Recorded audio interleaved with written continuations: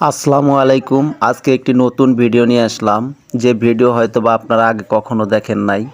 আজকে হঠাৎ নদীর এই পার থেকে ওই পার যাইতেছিলাম, হঠাৎ নদীর মধ্যে এমন ঝড় বাতাস শুরু হয়ে গেল।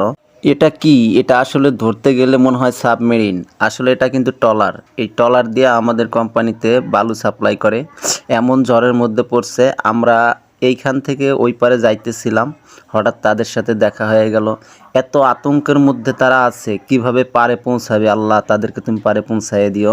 মা ও বোনেরা, ভিডিওটা ভালো করে একটু দেখবেন। পুরুষ মানুষের জীবনটা কত ভয়ঙ্কর আর কতটা আতঙ্কের মধ্যে কাজ করতে হয়।